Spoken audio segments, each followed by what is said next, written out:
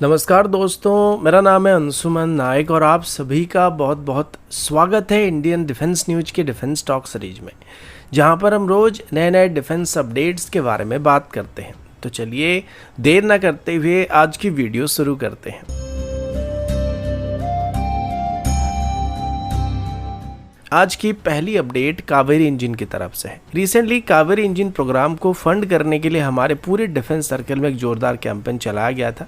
इस बीच पता चला है कि अभी कावेरी इंजन का क्रिटिकल फ्लाइट ट्रायल को रशिया में कंडक्ट किया जा रहा है। ये वही इंजन है जो पहले तेजस फाइटर जेट में इस्तेमाल करने के लिए डेवलप किया गया था, लेकिन अभी इसको एक नए मिशन के लिए तैयार किया जा रहा है और रिफाइन किया जा रहा है। और अब इसकी एक ड्राई थ्रस्ट वेरिएंट को डेवलप किया जा रहा है जिसे घातक यूसीवी में इस्तेमाल किया जाने वाला है। सोर्सेज के मुताबिक ये इंजन अभी रशिया के स्पेशलाइज्ड टेस्ट फैसिलिटी में ट्रायल फेज में मौजूद है, जहां पर बस 25 घंटे की टेस्टिंग बाकी रह गए हैं। इन ट्रायल्स का शेड्यूल रशियन अथॉरिटी के स्लॉट के लोकेशन पर डिपेंड करता है, जिस वजह से इसका डेवलपमेंट काफी धीमा चल रहा है, क्योंकि हमारे पास फिलहाल इनको टेस्ट करने के लिए कोई स्पेशल फैसिलिटी मौजूद नहीं है, जिस वजह से हमें इसके लिए रशिया के ऊपर डिपेंड करना पड़ता है। लेकिन जो भी हो, ये टेस्टिंग फेज बहुत ही क्रूशियल माना जा रहा है और जल्द ही कंप्लीट होने की उम्मीद किया जा रहा है। इसके अलावा अभी जीटीआरई की तरफ से ड्राई कावेरी इंजन की एक आफ्टर बर्निंग वेरिएंट को भी डेवलप करने का प्लान किया जा रहा है, जो कि 84 से 90 किलोटन के आसपास थ्रस्ट को जनरेट करने की उम्मीद किया जा रहा है। और अगर ये संभव हुआ तो फ्यूचर में तेजस मार्क 1 फ्लीट में हमें फॉरेन इंजन के ऊपर डिपेंड करने की जरूरत नहीं पड़ने वाली। लेकिन ये सब अभी रशिया में चलने वाली ड्राई कावेरी इंजन की टेस्ट रिजल्ट के ऊपर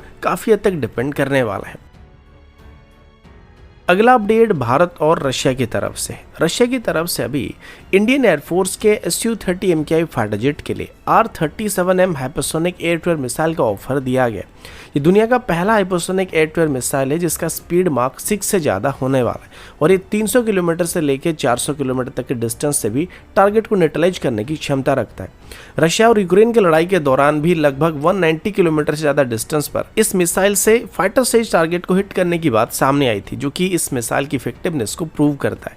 R-37M मिसाइल का डेवलपमेंट रशिया के विम्पल डिजाइन ब्यूरो की तरफ से किया गया था और इस मिसाइल में एक एडिशनल रॉकेट बूस्टर का इस्तेमाल किया जाता है, जो कि इसे इतनी ज्यादा डिस्टेंस को कवर करने में मदद करता है। इसका टोटल वेट करीब 510 केजी के आसपास है, जो कि नॉर्मल BVR मिसाइल के मुकाबले लगभग 5 गुना ज्यादा है। और इसमें एक 60 केजी की हाई एक्सप्लोजिव फ्रेगमेंटेशन वॉरेट का इस्तेमाल किया जाता है। इस मिसाइल की गाइडेंस सिस्टम भी काफी हद तक एडवांस सिस्टम है और इसमें inertial navigation system, mid course updates और टर्मिनल फेज में एक्टिव रडार होमिंग का इस्तेमाल किया जाता है। ये ऑफर एक ऐसे समय पर आया जब भारत अपनी एयर डिफेंस कैपेबिलिटी को मजबूत करने की कोशिश कर रहा है, खास करके 2019 के बालाकोट एयर स्ट्राइक के बाद से, जब इंडियन एयरफोर्स के MiG-21 को पाकिस्तानी F-16 ने M120 एमरा मिसाइल से शूट डाउन किया था।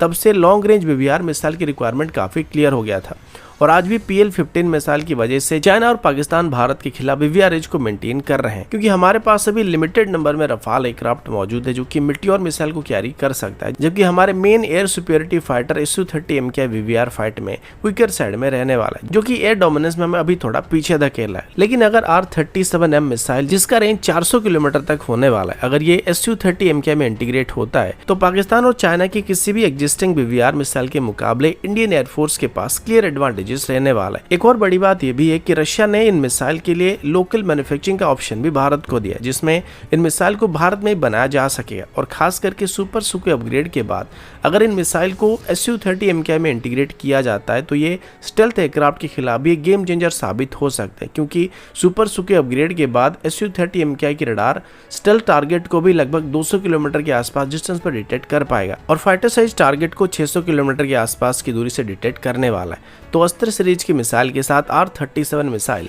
Su-30 MKI की फ्लीट के लिए गेम चेंजर साबित होने की उम्मीद किया जा रहा है।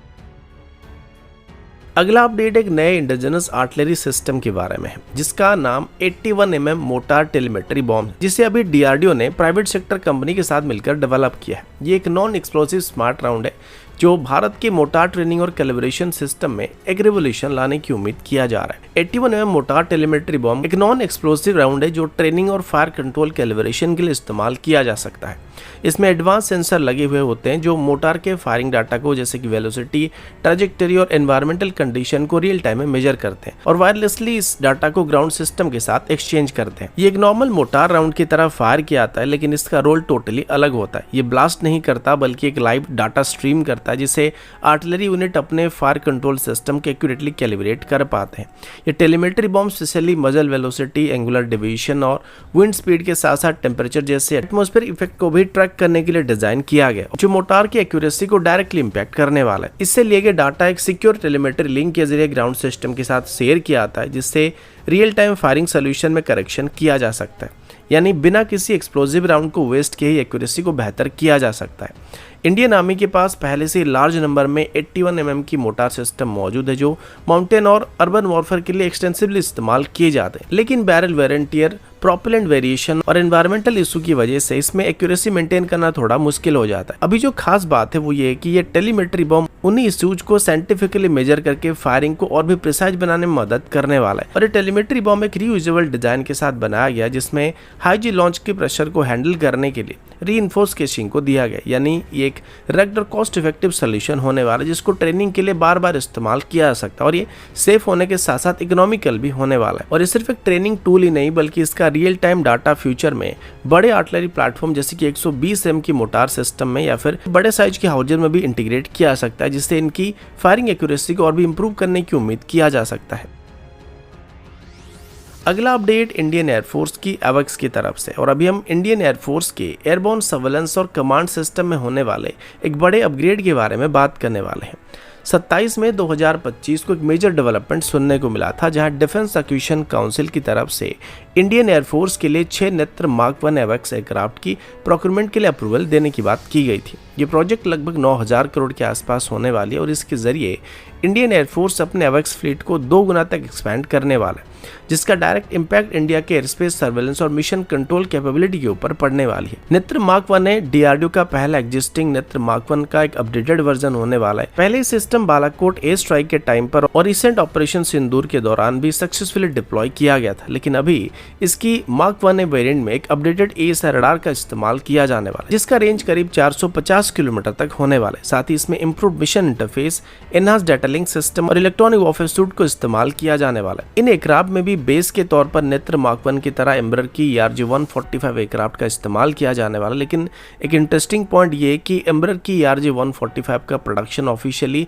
10 साल पहले बंद हो चुका है। तो इंडियन एयरफोर्स ने एम्ब्रर को टास्क दिया कि ग्लोबल सेकेंडरी मार्केट से सुइटेबल एयरफ्रेम को सोर्स करके उनको इंडियन एयरफोर्स को सप्लाई किया जाएगा और इसमें एम्ब्रर की इंडियन पार्टनर के तौर पर अदानी डिफेंस एंड एरोस्पेस भी इन्वॉल्व होने वाला है। इसके बाद एयरक्राफ्ट में स्ट्रक्चरल मॉडिफिकेशन किए जाएंगे, जैसे कि रडार डोम इंस्टॉलेशन, ऑपरेटर कंसोल और मिशन सपोर्ट हार्डवेयर को इंस्टॉल किया जाएगा, जिसका पूरा इंटीग्रेशन डीआरडीओ के कैब टीम की तरफ से करने की बात की गई।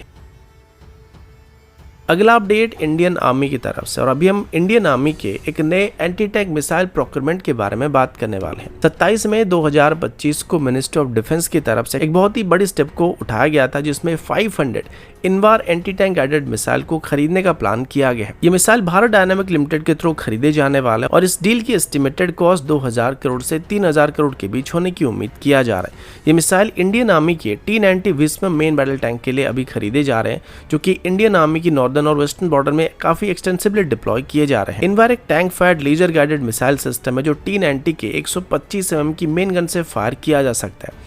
इस मिसाइल की रेंज करीब 5 किलोमीटर तक है और इसमें एक टैंडेम वॉरेट का इस्तेमाल किया जाता है, जो एरा यानी कि एक्सप्लोसिव रिएक्टिव आर्मर से प्रोटेक्टेड एनिमी टैंक को डिस्ट्रॉय कर सकते हैं। खास बात यह कि इनवार 70 किलोमीटर प्रति घंटे की रफ्तार में मूविंग टारगेट को भी एक्यूरेटली हिट कर सकता है, जिससे इसकी हिट और किल प्रोबेबिलिटी काफी बढ़ जाता है। और फिलहाल ये एक Russian origin anti tank guided missile है, जिसको अभी भारत डायनामिक लिमिटेड की तरफ से भारत में मैन्युफैक्चर किया जा रहा है। तो दोस्तों, अभी के लिए इतना ही। मिलता हूँ आपसे अगले वीडियो में, तब तक के लिए जय हिंद, वंदे मातरम।